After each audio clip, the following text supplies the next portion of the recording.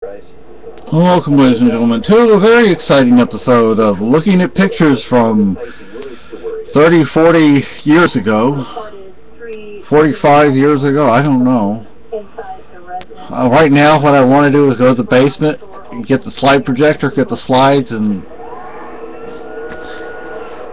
so I joined two groups on Facebook that deal with army brats who lived on Okinawa. Oh, that's one group. The other group is people who actually lived in Mashinado housing area.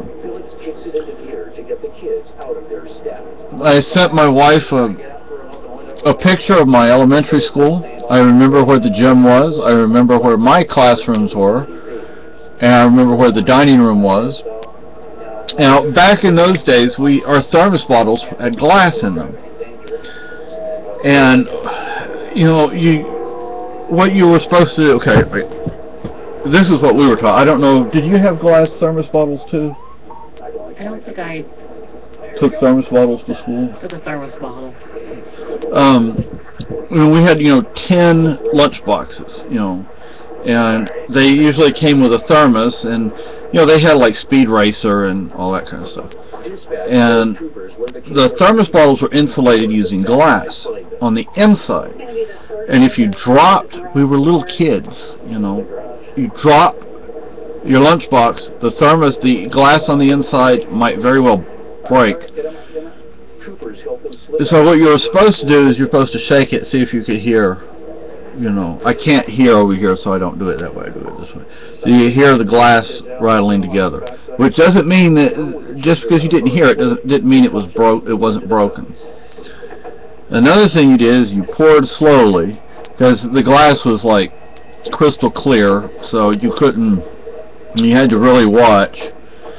Well, one day this kid was drinking his milk out of his thermos, and he swallowed glass. And everybody panics. I said, give him bread, give him bread, give him bread. Because that's what you were supposed to do. You were supposed to eat bread. And what that did was it got down in the throat and it helped stop the bleeding. And that gave them time to, get him to hospital. Now in Spain, we didn't even have that. I mean, we had bread, but we didn't even have, maybe if you were rich or you lived in Madrid or something, then yeah, but not where we lived. Anyway, so one of our houses was on Cleveland Court. Another house, I don't know the name of the street that the other house was on. It was a duplex. The second house, the house on Cleveland Court, was not a duplex, but the house up the hill, so to speak. Now Cleveland Court, it went out like this is Cleveland Court, and it goes out like that, and right across this street was where there was like a playground, and then there were baseball fields, and so you come out Cleveland Court and you go right, and eventually you wind up going up a hill, and on top, not necessarily on top, but up, was our first on-base house. We always lived in civilian housing. We were always civilians, essentially.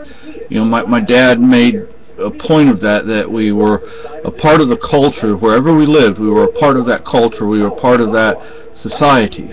We spoke the language, we ate the food, we did the same things, went to the same places. The only reason we moved on base on Okinawa was because things were getting hot. The Vietnam War was going. There was supposed transfer. Look, if you think Okinawa is controlled by Japan, you don't know what you're talking about, because the U.S. military has more facilities and more people there now than they did back in the day. And I remember when the transfer was going on, things were getting hot. There were a lot of people, for good reason, who didn't like Americans. And anyway, I saw a picture on this group, and I was like, oh my gosh, I remember that toy store. But before we moved on base, we lived in two different houses. The last off-base house was on top of a hill, and you could look from on top of the hill if you had to, like, I think, like on the street we were on, you go like to the end of the street, and you can turn either right or left. And anyway, there was this street that went all the way down, and there was this like a big concrete ditch that I think used to be a creek or a river that divided Machinado housing area from civilian housing. And you could see F-Boom, Fort Buckner's Open Officers Mess, the officers club. They had a huge anchor, this huge anchor out there. And I've only seen one anchor that big. If you go on what used to be Highway 1 north, before you got to Okuma, there was this area, there was a restaurant that was partially built on stilts. It was an Okinawan restaurant. And the fishermen would anchor their fishing boats during high tide behind this restaurant, but then at low tide they would have to take their boats out, because when low tide, when the water went out, I mean, you probably could have gone a couple hundred yards or more out into the, just sand. And there was this little island, and you could actually, when it was low tide, you could walk all the way out and around it. And it was probably, when it was low tide, I mean, I was a kid. My dad probably, it was still taller than he was tall. And there were roots and stuff you could see around there. And I remember once there was some coral that we found on the beach. You found coral on the beach back then a lot.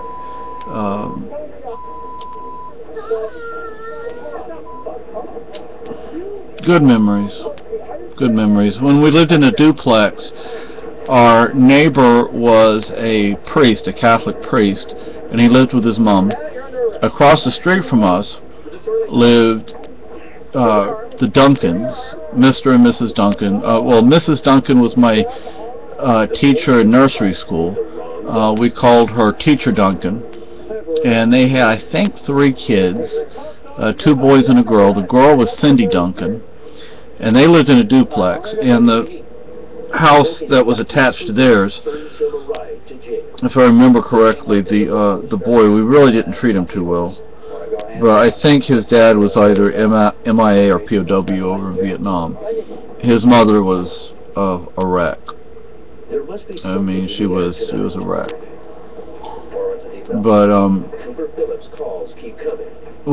before we lived on Cleveland Court, the first house we lived on base, between us and the school, because the elementary school, you could pretty much behind us, so to speak, and there was this cliff. You have to understand that where we were living, that was the Shuri-Naha line, the line during the war where it wasn't moving. And this cliff, and like shelves, as you went up, there were shelves built into the cliff, and then there were holes. I always wanted to climb up there, but I was afraid because, one thing we were taught is you don't stick your hand under rocks. You don't just go, even though we did, just go walking around. We weren't supposed to. Because one of snakes, but also, people were still finding hand grenades and landmines and bullets and skeletons and, there was, we used to go to Shuri Castle. It was in ruins at the time. I never stepped over the line, though.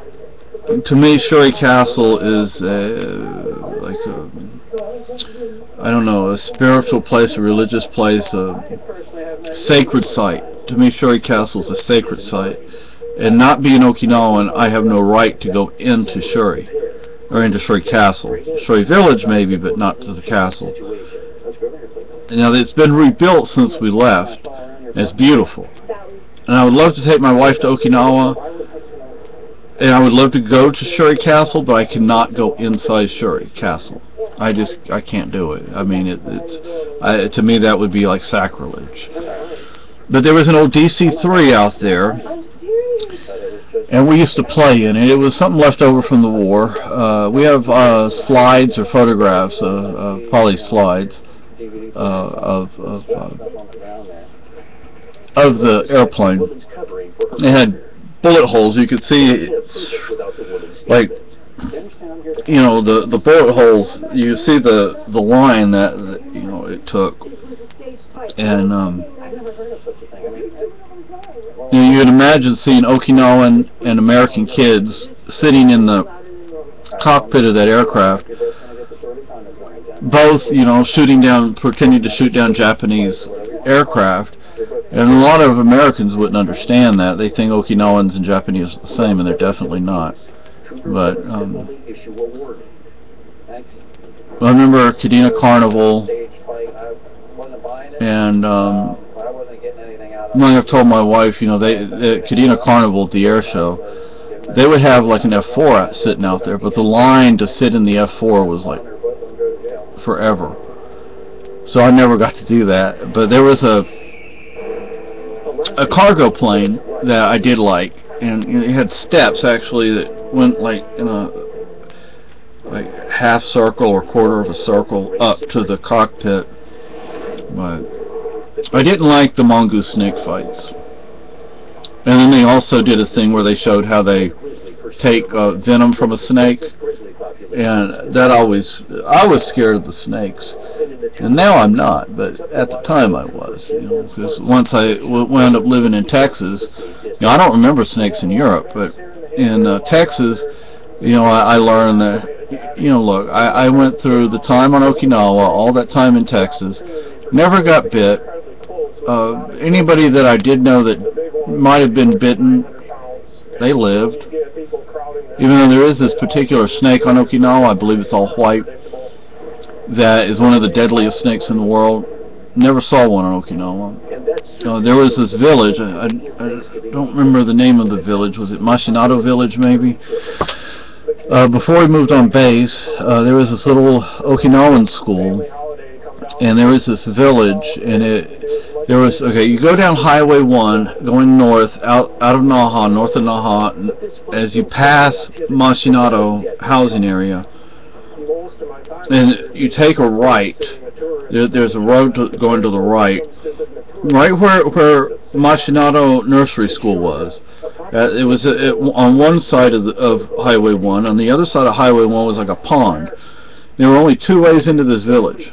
One was on foot through a field of bamboo, forest of bamboo, which is the way I always went. The other was by boat, and there was a waterfall there. And I always thought that the itsy bitsy spider, that spider was real, of course, and you know, that lived in that particular waterfall. And I always wondered, why does he keep doing that, going up and down like that? And I remember the Okinawan ladies would come out in the morning and get sea urchins, and there was an ice cream place behind the nursery school. We used to jump the fence, go over there, grab an ice cream. Every inch, every minute, every second, we chip away. Good memories. I want to make a video for our daughter, but that was actually what I had intended to do with this video. But then I got a message on Yahoo Answers saying, "Hey, go join these groups over here." And then I was like, oh, and then I started looking through this one group. I was like, oh my gosh, I remember all that. So. Okay, bye people.